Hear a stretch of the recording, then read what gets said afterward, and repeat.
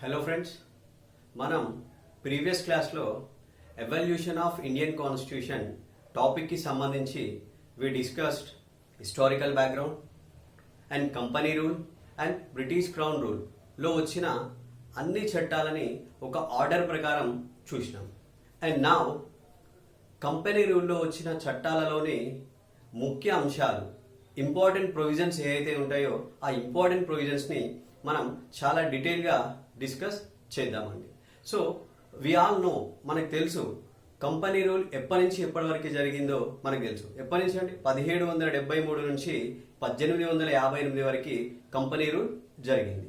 So మరి ఈ company రూల్లో వచ్చిన మొదటి చట్టము ఏంటిది అంటే that is regulating act 1773. Regulating చట్టము 1773 అనేది కంపెనీ రూల్లో వచ్చిన మొదటి చట్టం. మరి ఈ చట్టం గురించి మనం డిస్కస్ చేయబోయే ముందు దీని యొక్క బ్యాక్గ్రౌండ్ ఒకసారి చూద్దామండి. Right, okay. సో ఇక్కడ ఈస్ట్ ఇండియా కంపెనీలో జరుగుతున్న అవినీతిని, కరప్షన్ ని వెలికి తీయడానికి బ్రిటిష్ ప్రభుత్వము జనరల్ బూర్గాయ్ చైర్మన్షిప్ లో ఒక సీక్రెట్ కమిటీని ఏర్పాటు చేసింది. సో ఆ సీక్రెట్ కమిటీ ఏం చెప్పింది అంటే ఎస్, ఈస్ట్ ఇండియా కంపెనీలో అవినీతి జరుగుతుంది, దానిని క్రమబద్ధీకరించాలి, రెగ్యులేట్ చేయాలి అని చెప్పేసి ఆ యొక్క కమిటీ రిపోర్ట్ ఇచ్చిందండి. సో ఆ రిపోర్ట్ ని ఆధారంగా చేసుకొని ఈ యొక్క రెగ్యులేటింగ్ చట్టము 1773ని బ్రిటిష్ ప్రభుత్వం ఏర్పాటు చేసింది. ఓకే అండి, ఇది ఆ చట్టానికి సంబంధించిన బ్యాక్గ్రౌండ్. రైట్ అండి. సో ఈ చట్టానికి సంబంధించిన ఒక 2 పాయింట్స్ చూద్దాం. ఈ చట్టాన్ని అప్పటి బ్రిటిష్ ప్రధాని లార్డ్ నార్త్ ఆయన పార్లమెంట్ లో ప్రవేశపెట్టిండండి. Right. And next, East India కంపెనీకి సంబంధించిన వ్యవహారాలని నియంత్రించడానికి, క్రమబద్ధీకరించడానికి, కంట్రోల్ చేయడానికి, రెగ్యులేట్ చేయడానికి బ్రిటిష్ ప్రభుత్వం తీసుకున్న మొదటి చర్య ఈ చట్టం అండి. అందుకే ఈ చట్టాన్ని భారతదేశానికి సంబంధించి మొదటి లిఖిత చట్టంగా, ఫస్ట్ రిటన్ చార్టర్ గా మనం ఈ చట్టం గురించి పేర్కొంటాం. రైట్ అండి. ఇప్పుడు ఈ చట్టానికి సంబంధించిన ఇంపార్టెంట్ ప్రొవిజన్స్ గురించి మనం మాట్లాడదాం. దానికంటే ముందు 4 వర్డ్స్ ని మనం గుర్తుపెట్టుకుందామండి. సో అవేంటంటే, ఒకటి governor general, and second one trade, వ్యాపారము, అండ్ థర్డ్ వచ్చేసి కోర్ట్ ఆఫ్ డైరెక్టర్స్. ఓకే అండి. And fourth supreme court. ఈ 4 వర్డ్స్ ని మనం గుర్తుపెట్టుకుందామండి. ఇప్పుడు ఇంపార్టెంట్ ప్రొవిజన్స్ చూద్దాం. ఫస్ట్, ఈ చట్టము గవర్నర్ ఆఫ్ బెంగాల్ ను గవర్నర్ జనరల్ ఆఫ్ బెంగాల్ గా డెసిగ్నేట్ చేసిందండి. అంటే బెంగాల్ గవర్నర్ ను గవర్నర్ జనరల్ ఆఫ్ బెంగాల్ గా నామకరణం చేసింది. సో ఈ విధంగా అపాయింట్ అయిన మొదటి వ్యక్తి ఎవరు అంటే వారెన్ హేస్టింగ్స్. అయితే ఈయనకి అసిస్ట్ చేయడానికి, ఈయనకి సహాయం చేయడానికి 4 సభ్యులతో ఒక ఎగ్జిక్యూటివ్ కౌన్సిల్ ని, ఒక కార్యనిర్వాహక మండలిని ఈ చట్టం ఏర్పాటు చేసింది. సో అదే విధంగా బాంబే మరియు మద్రాస్ ప్రెసిడెన్సీల గవర్నర్లు ఎవరైతే ఉంటారో ఆ గవర్నర్లు అనేవారు ఈ యొక్క గవర్నర్ జనరల్ ఆఫ్ బెంగాల్ కి సబార్డినేటులుగా ఉంటారు అని చెప్పి పేర్కొంది. అంటే ఆయనకి ఆధీనులుగా ఈ 2 గవర్నర్స్ ఉంటారు అని చెప్పేసి ఈ చట్టం పేర్కొంది. సో దీంతో ఏమైంది అంటే ఈ చట్టం అనేది మొదటిసారిగా ఇండియాలో కేంద్రీకృత పాలనకి పునాదులు వేసింది అని చెప్పవచ్చు అండి. అంటే this act laid the foundations of central administration in India అని చెప్పేసి మనం చెప్పుకోవచ్చు. ఓకే అండి. సో ఇది గవర్నర్ జనరల్ కి సంబంధించింది. అండ్ నెక్స్ట్ వచ్చేసి ఈస్ట్ ఇండియా కంపెనీ ఉద్యోగులు, ఈస్ట్ ఇండియా కంపెనీ సర్వెంట్స్ ఎవరైతే ఉన్నారో వాళ్ళు ప్రైవేట్ ట్రేడ్ చేసుకోవడానికి కానీ, లేకుంటే బ్రైబ్స్ ఫ్రమ్ నేటివ్స్ అంటే స్థానికుల నుండి లంచాలు తీసుకోవడానికి కానీ ఈ చట్టం నిషేధించిందండి. అంటే ఈస్ట్ ఇండియా కంపెనీ పనిచేసే ఉద్యోగులు ఎవరైతే ఉంటారో వాళ్ళు ప్రైవేట్ ట్రేడ్ చేయకూడదు, ప్రైవేట్ వ్యాపారం చేయకూడదు, మరియు స్థానికుల నుండి లంచాలు కూడా తీసుకోకూడదు అని చెప్పేసి ఈ చట్టం చెప్పింది. ఇది ట్రేడ్ కి సంబంధించిన అంశం. నెక్స్ట్ వచ్చేసి కోర్ట్ ఆఫ్ డైరెక్టర్స్. ఈ కోర్ట్ ఆఫ్ డైరెక్టర్స్ అనేవారు సిఎంఆర్ కి సంబంధించిన వ్యవహారాలపైన ఎప్పటికప్పుడు బ్రిటిష్ ప్రభుత్వానికి నివేదికలు అందించాలండి. ఇక్కడ సిఎంఆర్ అంటే సి అంటే సివిల్, ఎం అంటే మిలిటరీ, అండ్ ఆర్ అంటే రెవెన్యూ. ఈ సివిల్, మిలిటరీ, రెవెన్యూ వ్యవహారాలకు సంబంధించిన అంశాలపైన ఎప్పటికప్పుడు బ్రిటిష్ ప్రభుత్వానికి నివేదికలు అందించాలి. మరి కోర్ట్ ఆఫ్ డైరెక్టర్స్ ఎవరు? సో ఈ కోర్ట్ ఆఫ్ డైరెక్టర్స్ అనేది it's a governing body of east India company. ఇది కంపెనీ యొక్క గవర్నింగ్ బాడీ అండి. సో ఈ విధంగా నివేదికలు అందించడం వలన ఇది కంట్రోలింగ్ అథారిటీ అనేది, అంటే బ్రిటిష్ ప్రభుత్వానికి ఈస్ట్ ఇండియా కంపెనీ పైన ఒక కంట్రోలింగ్ అథారిటీ, నియంత్రణ బలం అనేది చేకూరుతుందండి. సో ఇది కోర్ట్ ఆఫ్ డైరెక్టర్ కి సంబంధించింది. Next supreme court. సో ఈ సుప్రీం కోర్టు 1774లో కలకత్తాలోని పోర్ట్ విలియంలో సుప్రీంకోర్టుని ఏర్పాటు చేశారండి. సో ఈ సుప్రీంకోర్టులో ఒక చీఫ్ జస్టిస్ అండ్ ముగ్గురు ఇతర న్యాయమూర్తులు నియమించారు. మరి ఆ చీఫ్ జస్టిస్ ఎవరు అంటే సర్ ఎలిజా ఇంపే, రైట్ అండి. ఇది సుప్రీంకోర్టుకి సంబంధించిన అంశం. సో అక్కడ మనం 4 అంశాల గురించి, 4 పదాల గురించి మాట్లాడమని, 4 వర్డ్స్ గురించి, ఆ 4 వర్డ్స్ గురించి మనం డిస్కస్ చేసినాం. అండ్ నెక్స్ట్, ఈ చట్టము కంపెనీ యొక్క పొలిటికల్ ఫంక్షన్స్ ని అండ్ అడ్మినిస్ట్రేటివ్ ఫంక్షన్స్ ని ఫస్ట్ టైం గుర్తించింది. కంపెనీకి ఏం చెప్పింది అంటే ఈ చట్టము ఇవిని పరిపాలనాపరమైన విధులు మరియు ఇవిని రాజకీయపరమైన విధులు అని మొదటిసారిగా గుర్తించింది, రైట్ అండి. అండ్ కంపెనీ యొక్క చార్టర్ని మరొక 20 ఇయర్స్ ఈ చట్టము ఎక్స్టెండ్ చేసింది అండి. సో ఇవి ఈ చట్టంలో ఉన్న ఇంపార్టెంట్ ప్రొవిజన్స్, రైట్ అండి. అండ్ నెక్స్ట్ చట్టం వచ్చేసి యాక్ట్ ఆఫ్ సెటిల్మెంట్ చట్టము 1781. ఇంతకీ ముందు యాక్ట్ యొక్క 4 కీవర్డ్స్ లాగానే ఈ యాక్ట్ కి సంబంధించిన కీవర్డ్ వచ్చేసి సుప్రీంకోర్టు అండి. ఓకే, సో ఇప్పుడు ఈ యాక్ట్ కి సంబంధించిన మెయిన్ ఫీచర్స్ చూద్దాము. ఒకటి, సో ఈ యాక్ట్ ఏం చెప్తుంది అంటే సుప్రీంకోర్టు యొక్క జియోగ్రాఫికల్ జ్యూరిడిక్షన్ ని ఓన్లీ కలకత్తాకి మాత్రమే పరిమితం చేసిందండి. సుప్రీంకోర్టు యొక్క భౌగోళిక అధికార పరిధిని కలకత్తాకి మాత్రమే పరిమితం చేసింది. మరియు ఈస్ట్ ఇండియా కంపెనీ యొక్క ఉద్యోగులు ఎవరైతే ఉన్నారో వాళ్ళు సుప్రీంకోర్టు అధికార పరిధి కిందికి రారు అని చెప్పేసి ఈ చట్టం పేర్కొంది. అంటే ఇంతకుముందు ఆ యొక్క ఉద్యోగులు సుప్రీంకోర్టు పరిధి కిందికి వచ్చేవారు, కానీ ఇప్పుడు అధికార పరిధి కిందికి రారు అని చెప్పేసి ఈ చట్టం పేర్కొంది, రైట్ అండి. అండ్ నెక్స్ట్, ఈ చట్టం ఆదాయానికి సంబంధించిన రెవెన్యూ వ్యవహారాల్లో సుప్రీంకోర్టు యొక్క పరిధిని తీసివేసిందండి. ఓకే, ఇప్పుడు రెవెన్యూ వ్యవహారాల్లో గవర్నమెంట్ ఇండిపెండెంట్ గా వ్యవహరించగలుగుతుంది, రైట్. అండ్ నెక్స్ట్ వచ్చేసి ఈ చట్టం ఇంకేం చెప్పిందంటే అప్పిల్లేట్ అధికార పరిధిని కోర్టు నుంచి గవర్నర్ జనరల్ కౌన్సిల్ కి షిఫ్ట్ చేసింది, బదిలీ చేసిందండి, రైట్. అండ్ నెక్స్ట్ వచ్చేసి మహమ్మదియన్ లాస్ కి సంబంధించి, అంటే మహమ్మదియన్ కేసెస్ కి సంబంధించి మహమ్మదియన్ లాస్ ని అండ్ హిందూ కేసెస్ కి సంబంధించి హిందూ లాస్ ని అప్లై చేయాలి అని చెప్పేసి ఈ చట్టం పేర్కొంది, రైట్ అండి. ఇవి ఈ చట్టానికి సంబంధించిన మెయిన్ ఫీచర్స్ అండి. అండ్ నెక్స్ట్ చట్టం వచ్చేసి పిట్స్ ఇండియా చట్టము 1784.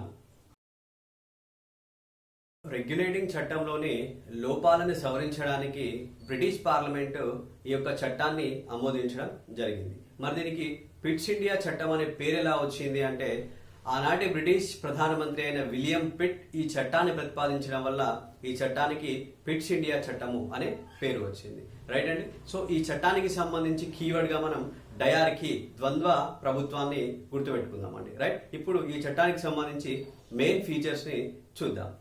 ఈ చట్టం ఏం చెప్తుంది అంటే ఈస్ట్ ఇండియా కంపెనీ యొక్క విధులని 2 రకాలుగా డివైడ్ చేసిందండి. ఓకే, సో ఒకటి ఏంటంటే కమర్షియల్ ఫంక్షన్స్, అంటే వాణిజ్య లేదా వ్యాపార సంబంధమైన వ్యవహారాలు. అండ్ నెక్స్ట్ వచ్చేసి పొలిటికల్ ఫంక్షన్స్, రాజకీయపరమైన విధులు, రైట్ అండి. సో వ్యాపార విధులని చూసుకోవడానికి కోర్ట్ ఆఫ్ డైరెక్టర్స్ ని నియమించిందండి. అంటే ఇంతకు ముందు మనం చెప్పుకున్నామండి కోర్ట్ ఆఫ్ డైరెక్టర్స్ గురించి.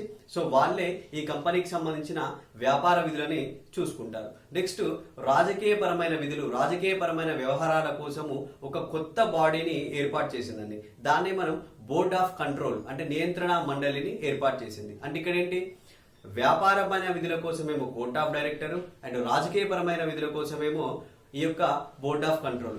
ఈ విధంగా 2 ఇండిపెండెంట్ బాడీస్, ఈ యొక్క 2 స్వతంత్ర సంస్థలు ఉండడం వలన ఈ చట్టము అనేది ద్వంద్వ ప్రభుత్వానికి నాంది పలికింది అని చెప్పవచ్చు. ద్వంద్వ ప్రభుత్వాన్ని ప్రవేశపెట్టింది అని మనం ఈ చట్టం గురించి చెప్పుకోవచ్చు అండి. అంటే ద్వంద్వ ప్రభుత్వం అంటే డయార్కీ, దాన్నే మనం డ్యూయల్ గవర్నమెంట్ లేదా డబుల్ గవర్నమెంట్ గా పేర్కొంటామండి. సో ఇది ద్వంద్వ ప్రభుత్వానికి డయార్కీకి సంబంధించింది, రైట్ అండి.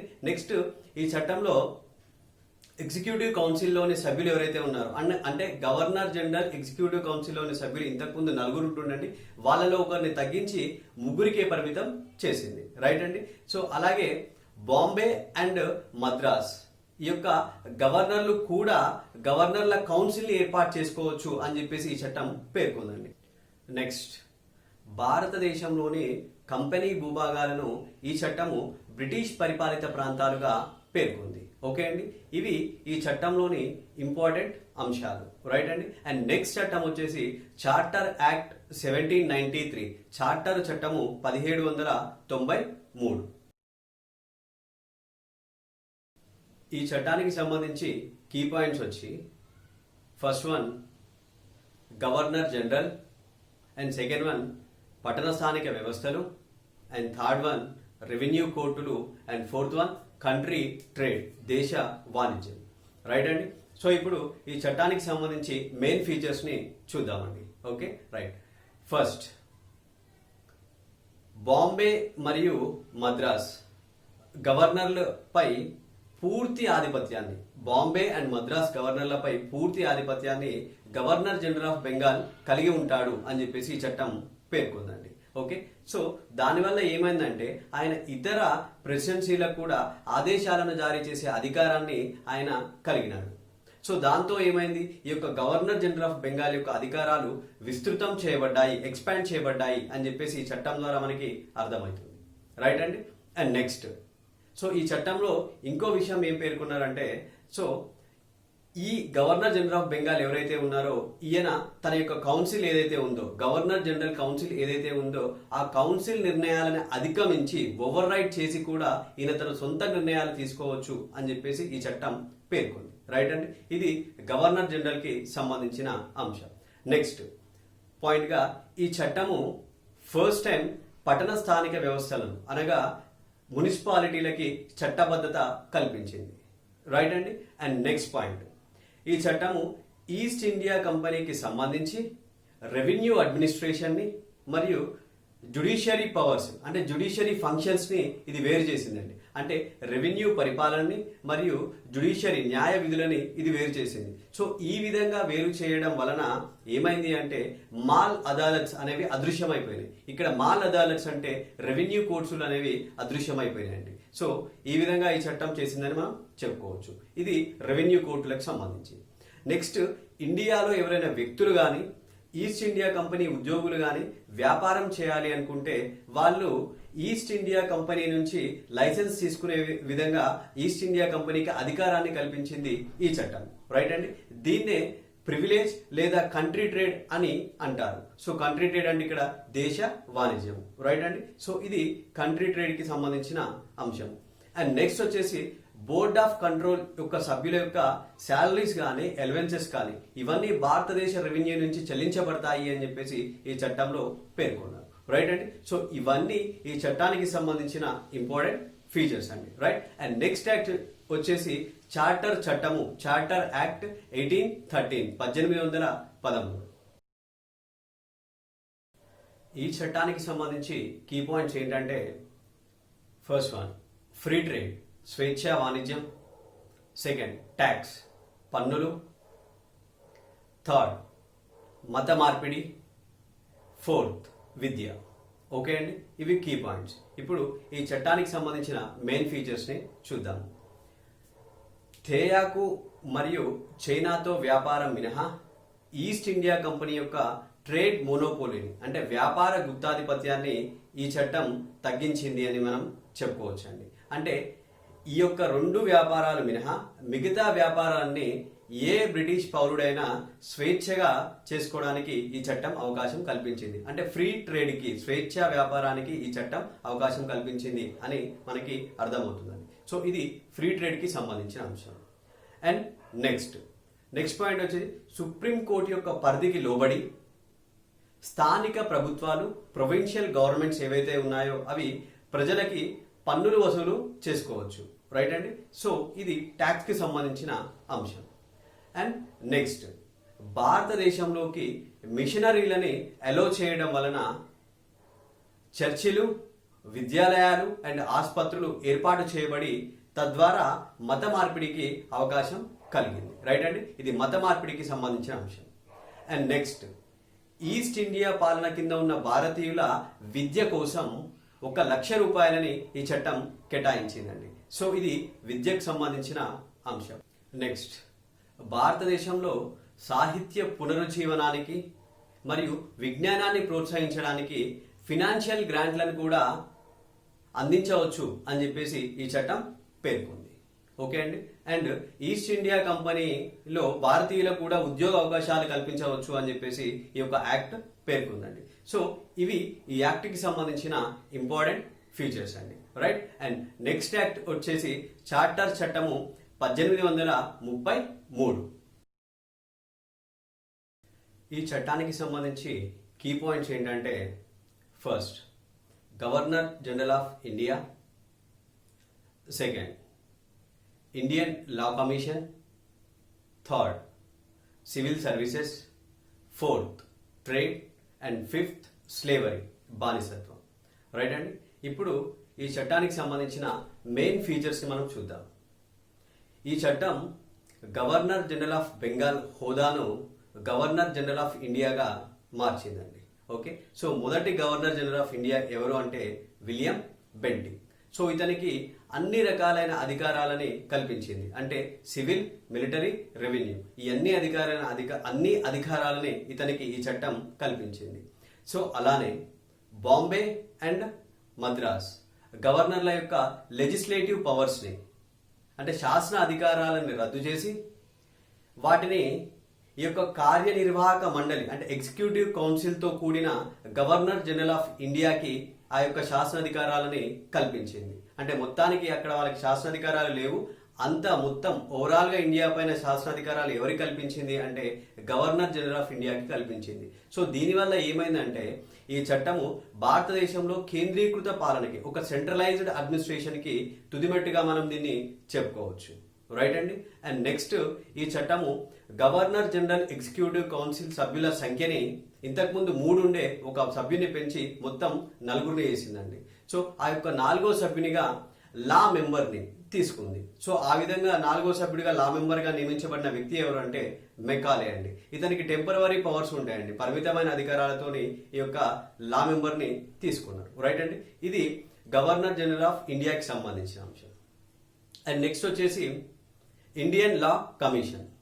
సో భారతదేశంలోని చట్టాలని క్రోడీకరించడానికి ఒక లా కమిషన్ ని ఏర్పాటు చేసింది ఈ చట్టం. ఈ లా కమిషన్ కి మొదటగా చైర్మన్ అయిన వ్యక్తి ఎవరంటే లార్డ్ మెకాలే. ఓకే అండి, రైట్. ఇది లా కమిషన్ కి సంబంధించి. Next civil services.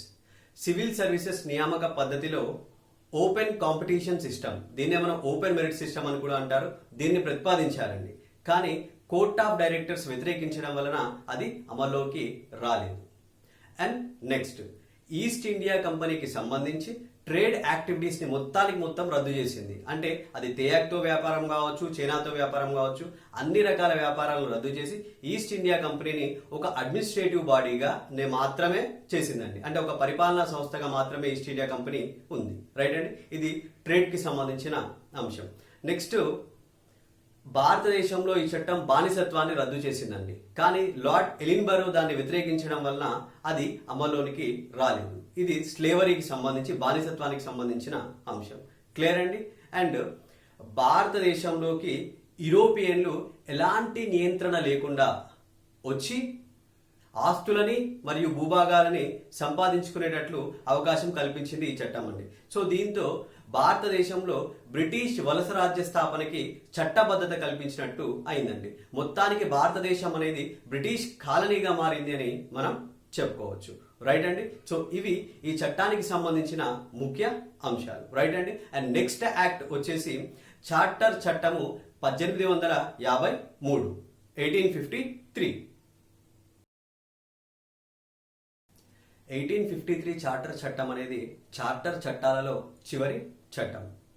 ఈ చట్టానికి సంబంధించిన కీ పాయింట్స్ ఏంటంటే సెంట్రల్ లెజిస్లేటివ్ కౌన్సిల్ ఒకటి, సెకండ్ వన్ వచ్చేసి సివిల్ సర్వెంట్లు అండి. ఇప్పుడు దీనికి సంబంధించిన ఈ చట్టానికి సంబంధించిన మెయిన్ ఫీచర్స్ని చూద్దాం. First one, governor general council యొక్క అధికారాలని ఇది మొదటిసారిగా 2 రకాలుగా విభజించింది. ఒకటి శాసనాధికారాలు, 2 కార్యనిర్వాహక అధికారాలు, లెజిస్లేటివ్ పవర్స్ గాను అండ్ నెక్స్ట్ ఎగ్జిక్యూటివ్ పవర్స్ గాను విభజించిందండి. అండ్ ఈ యొక్క కౌన్సిల్కి 6 కొత్త సభ్యులని తీసుకుంది. సో వారినే లెజిస్లేటివ్ కౌన్సిలర్స్ గా పేర్కొంది. సో ఇంకొక రకంగా చెప్పాలంటే ఈ చట్టం ఒక separate governor general legislative council ని ఏర్పాటు చేసిందని మనం చెప్పుకోవచ్చు. సో మనం దీనినే ఇంకా ఇండియన్ లేదా సెంట్రల్ లెజిస్లేటివ్ కౌన్సిల్ గా కూడా పేర్కొనవచ్చండి. మరి ఈ సెంట్రల్ లెజిస్లేటివ్ కౌన్సిల్ అనేది చట్టాలు రూపొందించడానికి ఏర్పాటు చేయబడింది.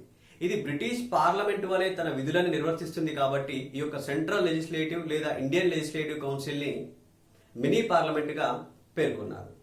సో ఈ యొక్క సెంట్రల్ లెజిస్లేటివ్ కౌన్సిల్లో ఫస్ట్ టైం లోకల్ రిప్రజెంటేషన్ అంటే స్థానిక ప్రతినిధులకి ప్రాతినిధ్యాన్ని కల్పించారు. మొత్తం 6 సభ్యుల్లో 4 స్థానికులకి ప్రాతినిధ్యం కల్పించారండి. ఎక్కడి నుంచి అంటే బెంగాల్ నుంచి అండ్ బొంబాయి నుంచి అండ్ మద్రాస్ అండ్ ఆగ్రా, ఈ 4 ప్రదేశాలలోని స్థానిక సభ్యులకి దీంట్లో ప్రాతినిధ్యాన్ని కల్పించినారు. రైట్ అండి. అండ్ ఇది సెంట్రల్ లెజిస్లేటివ్ కౌన్సిల్కి సంబంధించిన అంశం. నెక్స్ట్, సివిల్ సర్వెంట్లని ఎంపిక చేయడానికి బహిరంగ పోటీ వ్యవస్థని, ఓపెన్ కాంపిటీషన్ సిస్టమ్ని ఏర్పాటు చేశారు. అండ్ 1854లో సివిల్ సర్వీసెస్ పై ఏర్పాటు చేయబడ్డ కమిటీ మెకాలే కమిటీ. ఇది సివిల్ సర్వెంట్లకి సంబంధించింది. అండ్ లా కమిషన్ సిఫార్సుల ద్వారా 1859లో సిపిసిని, 1860లో ఐపీసీని, 1861లో సిఆర్పిసిని రూపొందించడం జరిగింది. చార్టర్ చట్టాలలో అతి తక్కువ కాలం అమల్లో ఉన్న చార్టర్ చట్టం ఈ యొక్క చార్టర్ చట్టం 1853 అండి. ఓకే, సో ఇవి ఈ చార్టర్ చట్టానికి సంబంధించిన ఇంపార్టెంట్ అంశాలు. రైట్ అండి. సో ఇప్పుడు మనం ఇప్పటివరకు ఈస్ట్ ఇండియా కంపెనీలో వచ్చిన చట్టాలు, రెగ్యులేటింగ్ చట్టం దగ్గర నుంచి ఈ యొక్క చార్టర్ యాక్ట్ 1853 వరకు అన్ని చట్టాలలోని ఇంపార్టెంట్ అంశాలని చాలా డీటెయిల్ గా డిస్కస్ చేశామండి. ఓకే, అండ్ నెక్స్ట్ క్లాస్ లో మనం బ్రిటిష్ క్రౌన్ రూల్లో వచ్చిన చట్టాలు, వాటిలోని ఇంపార్టెంట్ ప్రొవిజన్స్ గురించి చాలా క్లియర్ గా డిస్కస్ చేద్దాం. ఓకే అండి, థ్యాంక్ యూ.